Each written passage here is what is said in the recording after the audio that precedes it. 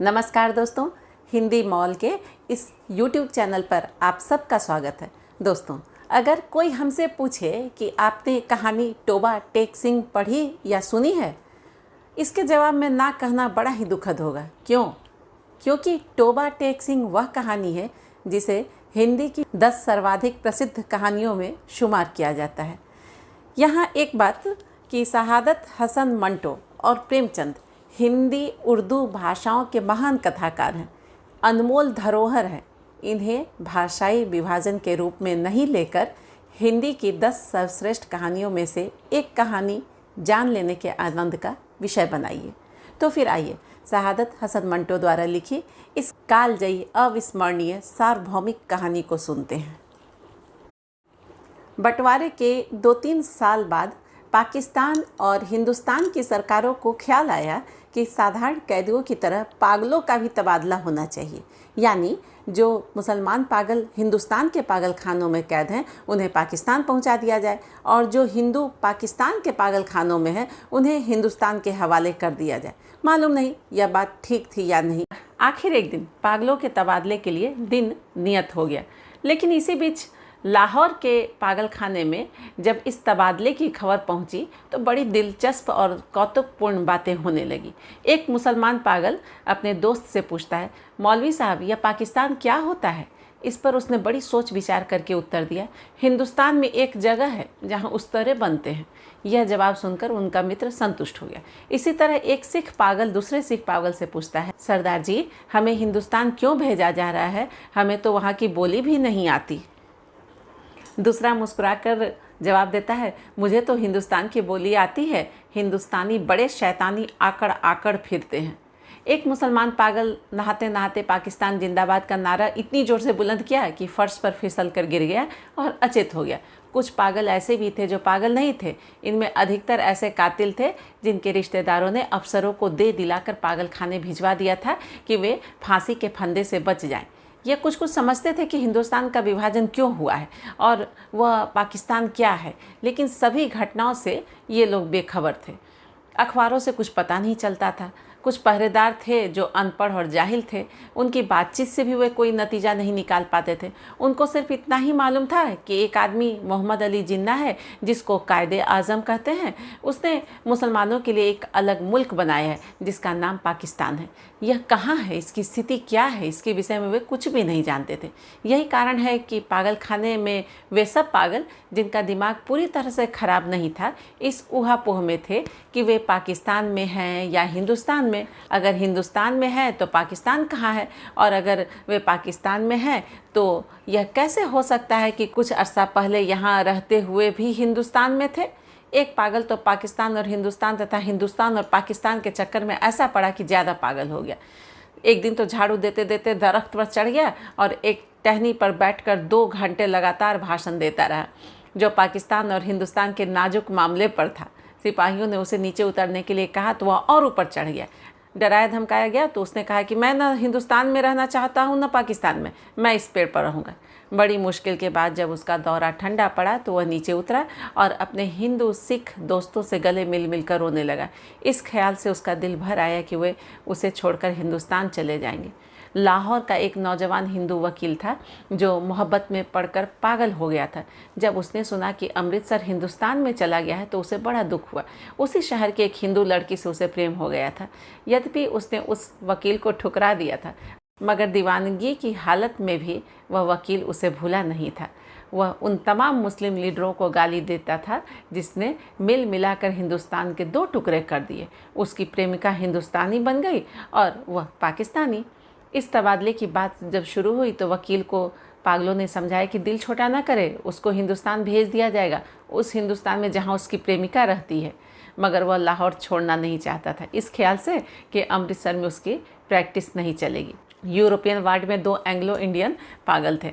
उनको जब मालूम हुआ कि हिंदुस्तान को आज़ाद करके अंग्रेज़ चले गए हैं तो उनको बड़ा दुख हुआ। वे छिप छिप कर घंटों इस समस्या पर बातचीत करते रहे कि पागल खाने में उसकी हैसियत किस तरह की होगी, यूरोपियन वार्ड रहेगा या नहीं, ब्रेकफास्ट मिला करेगा या नहीं, कहीं उन्हें डबल रोटी के बजाय ब्लडी इंडियन चपाती तो जहर मार नहीं करनी पड़ेगी। एक सिख था जिसको पागल खाने में दाखिल हुए 15 वर्ष हो गए थे। हर समय उसकी जबान से अजीबोगरीब शब्द सुनने को आते थे। ओपर दी, गड़बड़ दी, इनेक्स दी, विद्याना दी, मूंग की दाल, ऑफ दी लालटेन। कभी कभी वह दीवार के साथ टेक लगा लेता था। हर समय खड़ा रहने के कारण उसके पांव सूजे थे, पिंडलियां भी फैल गई, मगर इस शारीरिक तकलीफ के बाद भी वह लेटकर आराम नहीं करता था। हिंदुस्तान, पाकिस्तान और पागलों के तबादले के विषय में जब चर्चा बड़ी ध्यान से सुनता, कोई उससे पूछता है कि उसका क्या ख्याल है, तो वह बड़ी गंभीरता से जवाब देता, ओपर दी, गड़बड़ दी, इनेक्स दी, विद्याना दी, मूंग दी दाल, ऑफ दी पाकिस्तान गवर्नमेंट। लेकिन बाद में ऑफ दी पाकिस्तान गवर्नमेंट की जगह ऑफ दी टोबा टेक सिंह ने ले ली, क्योंकि उस सिख पागल के टोबा टेक सिंह में कई ज़मीनें थीं। अच्छा खाता पीता ज़मींदार था कि अचानक दिमाग उलट गया। उसके रिश्तेदारों ने लोहे की मोटी मोटी जंजीरों में बांधकर उसे पागल खाने के हवाले कर दिए। महीने में एक बार मुलाकात के लिए ये लोग आते थे, उसकी राजी खुशी मालूम करके चले जाते थे। लेकिन जब पाकिस्तान हिंदुस्तान की गड़बड़ शुरू हुई तो उनका आना बंद हो गया। उसका नाम बिशन सिंह था, मगर सब उसे टोबा टेक सिंह कहते थे। उसे यह मालूम नहीं था कि दिन कौन सा है, महीना कौन सा है, कितने साल बीत चुके हैं। लेकिन हर महीने जब उसके स्वजन और संबंधी उससे मिलने आते तो उसे अपने आप पता चल जाता था। वह दफेदार से कहता कि उसकी मुलाकात आ रही है। उस दिन वह अच्छी तरह से नहाता, बदन पर खूब साबुन घिसता, सिर में तेल लगाकर कंघी करता, अपने कपड़े जो वह कभी इस्तेमाल नहीं करता निकलवा कर पहनता, जो सच बनकर मिलने वालों के पास जाता। वे उससे कुछ पूछते तो वह चुप रहता या कभी कभी ओपर दी, गड़बड़ दी, इनेक्स दी, विद्याना दी, मूंग दी दाल, ऑफ दी लालटेन कह देता। उसकी एक लड़की थी जो हर महीने एक अंगुल बढ़ती बढ़ती 15 वर्ष में जवान हो गई। बिशन सिंह उसे पहचानता ही न था। जब वह बच्ची थी तब भी अपने बाप को देखकर रोती थी। जवान हुई तब भी उसकी आंखों से आंसू बहते थे। पाकिस्तान और हिंदुस्तान का किस्सा शुरू हुआ तो उसने दूसरे पागलों से पूछना शुरू किया कि टोबा टेक सिंह कहाँ है। जब संतोषजनक उत्तर नहीं मिला तो कुरेद उसकी दिन ब दिन बढ़ती गई। अब मुलाकात को भी लोग नहीं आ रहे थे। पहले तो उसे अपने आप पता चल जाता था कि मिलने वाले आ रहे हैं, पर अब जैसे उसके दिल की आवाज़ बंद हो गई जो उसे आने की खबर दिया करती थी। तबादले से कुछ दिनों पहले टोबा टेक सिंह का एक मुसलमान दोस्त मिलने के लिए आया। पहले वह कभी नहीं आया था। जब बिशन सिंह ने उसे देखा तो एक तरफ हटा और वापस जाने लगा, मगर सिपाहियों ने उसे रोका। यह तुमसे मिलने आया है, तुम्हारा दोस्त फजलुद्दीन है। बिशन सिंह ने फजलुद्दीन को एक नज़र देखा और कुछ बड़बड़ाने लगा। फजलुद्दीन ने आगे बढ़कर उसके कंधे पर हाथ रखा, बोला, मैं बहुत दिनों से सोच रहा था कि तुमसे मिलूं, लेकिन फुर्सत ही न मिली। तुम्हारे सब आदमी राजी खुशी हिंदुस्तान चले गए हैं। मुझसे जितनी मदद हो सकी मैंने की। तुम्हारी बेटी रूप कौर। वह कुछ कहते कहते रुक गया। बिशन सिंह कुछ याद करने लगा। बेटी रूप कौर? फजलुद्दीन ने रुक कर कहा, हाँ वह ठीक है, ठीक ठाक है। वह उनके साथ ही चली गई। फिर बिशन सिंह ने फजलुद्दीन से पूछा, टोबा टेक सिंह कहाँ है? टोबा टेक सिंह? उसने तनिक आश्चर्य से कहा, कहाँ है? वही है जहाँ था। बिशन सिंह ने पूछा, पाकिस्तान में या हिंदुस्तान में?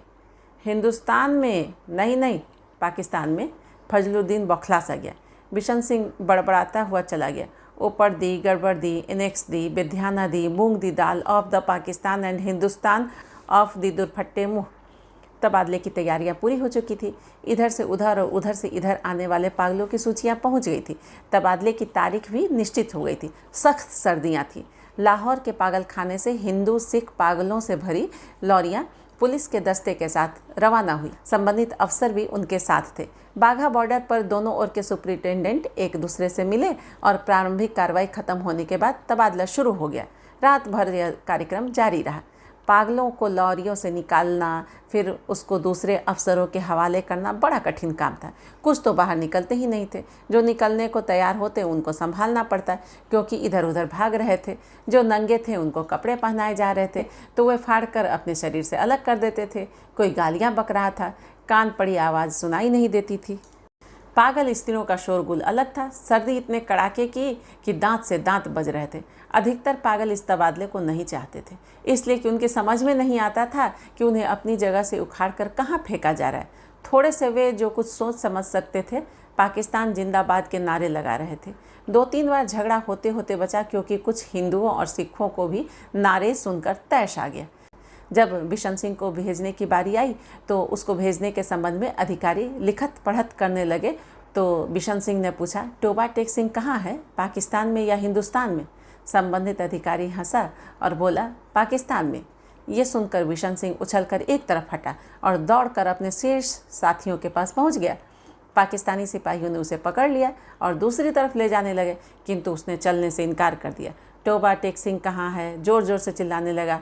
ओपर दी, गड़बड़ दी, इनेक्स दी, बेध्याना दी, मूंग दी दाल ऑफ टोबा टेक सिंह एंड पाकिस्तान। उसे बहुत समझाया गया, देखो टोबा टेक सिंह अब हिंदुस्तान में चला गया है, यदि नहीं गया है ना तो उसे तुरंत ही भेज दिया जाएगा। किंतु वह नहीं माना। जब ज़बरदस्ती दूसरी ओर ले जाने की कोशिशें की गई तो वह बीच में एक स्थान पर इस प्रकार अपनी सूजी हुई टांगों पर खड़ा हो गया जैसे अब कोई ताकत उसे वहाँ से नहीं हटा सकती है। उसको वहीं खड़ा रहने दिया गया और शेष काम होता रहा।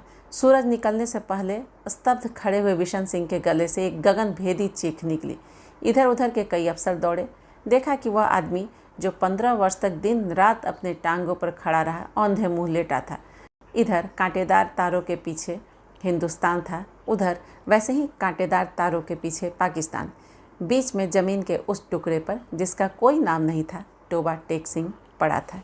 तो इस तरह से जब पाकिस्तान से एक सिख पागल बिशन सिंह को हिंदुस्तान भेजा जाता है तो वह अपने पाकिस्तान स्थित गांव टोबा टेक सिंह की याद में अपने शरीर का आधा हिस्सा हिंदुस्तान में, आधा पाकिस्तान में छोड़कर भारत पाकिस्तान के लहू लुहान बंटवारे की मार्मिक अविस्मरणीय कहानी के रूप में कट्टर संप्रदायवाद से लड़ने के लिए हमेशा हमेशा के लिए हमारी यादों में समा जाता है।